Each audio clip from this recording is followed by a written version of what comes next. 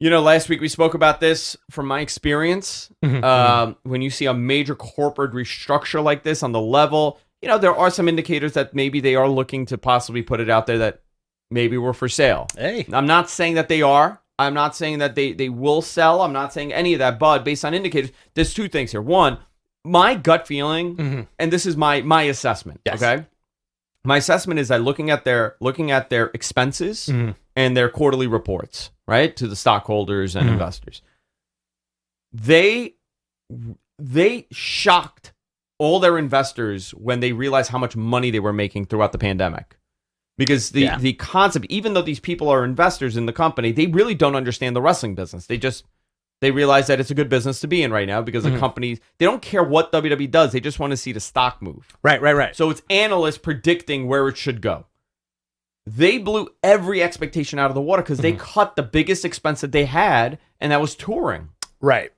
So they made crazy amount of money because they were still selling merch on their website. Yes. They were still getting those TV deals. Yeah, and then their expenses got cut. Their travel schedule got cut. They cut some of their staffing.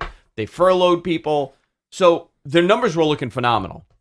They opened up the Thunderdome. Obviously, it's a great expense, but they were still looking good because they're not traveling. Now, there's so many eyes on this company as far as a corporate restructure goes, TV deals go, the talent goes, television goes. They need to make sure that their quarterly numbers are going to hit when they hit touring. They've probably done deep dive forensic analytics into seeing where these numbers are going to be, and it doesn't fall in line with what they expect, so they now have to cut costs to meet that gain.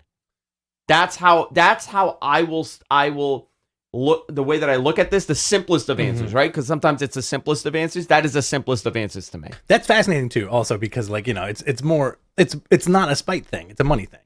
Or fans think it's a spite. Well, thing. sometimes it's a spite thing. I don't think with these guys it was a spite thing. I think it was like a money thing, and also like a we don't have anything for you thing, and then predicting the future, especially with live shows. Like they're gonna do.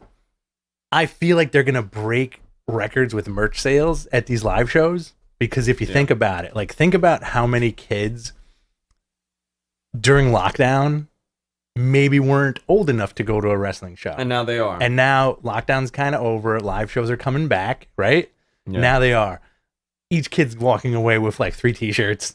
A dad's getting a t-shirt. A mom's getting a t-shirt. Like everybody's going to get such merch from these shows. And WWE puts out every single kind of merch imaginable, which is nuts, Beer koozies, umbrellas, everything. Like if you're like, hey, I don't want this Finn Balor t-shirt, but I'll take this pair of Finn Balor socks and the Finn Balor beer koozie and the Finn Balor top hat and the Finn Balor beret. I just feel like there's a lot of shuffling going. They also did a bunch of corporate hires.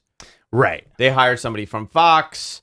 Will be part of the digital property and will oversee WWE Studios. So this is not.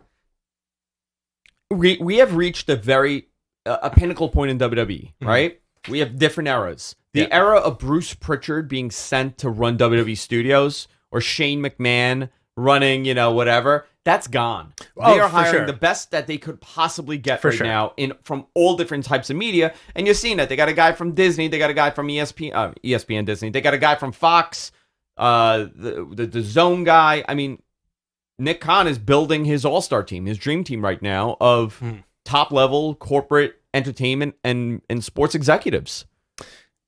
I truly romanticize that era of WWF.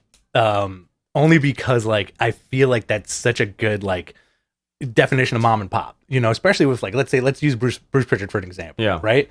Vince going, hey pal, do you think you could do this? Well, I've never done this before. I think you'll do a good job. Yeah.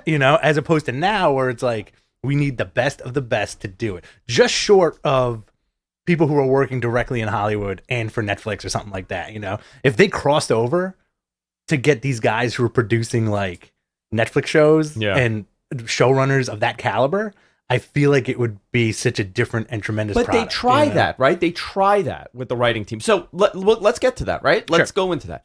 WWE has been restructuring.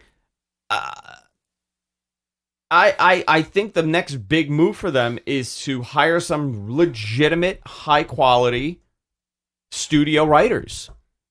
For sure, yeah. I mean, that know wrestling, that understand wrestling. We got to also remember that because they on the if your corporate side knows nothing about wrestling, which these guys, they're not wrestling guys getting hired. Your writing team has to know the product. You know who I'd hire? Oh. I feel like it's an untapped resource. I would hire comic book writers who are fans of wrestling. Yeah. Like Jason Aaron comes to mind. Like that dude is a tremendous, he's writing for Marvel now pretty much exclusively. He's a tremendous writer, and half of his feed is pro wrestling and half of it is comic books, you know? Yeah. And I think somebody like that would get it, be able to come up with like cohesive stories. But again, it's a Shark Tank. You're fighting for your spot as a writer. Yeah. You're fighting for Vince's ear, you know? I feel like unless there's an old story about CM Punk slamming down like 2 years worth of storyline on Vince's desk. I feel like unless you're doing that, nothing's going to get hurt. Yeah. You know? Yeah. So I would say expect some more cuts to be announced in the coming weeks. Mm-hmm. I would like to say. So that's your little byline, guys. I would say expect some more cuts. Okay. All right. Can we talk a little bit about like it's obviously it's just a rumor at this point, but we talked about this for quite some time a few years ago, and I said like Disney would buy them. Yeah, I feel like I'm wrong about that now, and I'm so leaning toward NBC, and it makes more sense because that whole Peacock thing Peacock is garbage. Right? Oh, it's terrible. Peacock is garbage. I mean, like it's good enough, but when you compare it to like other streaming platforms, Netflix, even WWE Network, garbage. You know.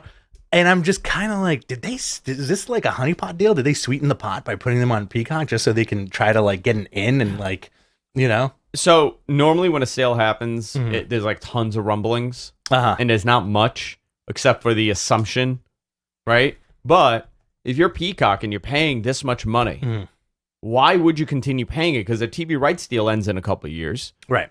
And obviously WWE is going to want more money. They're not going to want less, right? So why wouldn't you say, okay, you know what? I'm going to give, whatever the evaluated $1 billion number is. I'm just going to buy the company.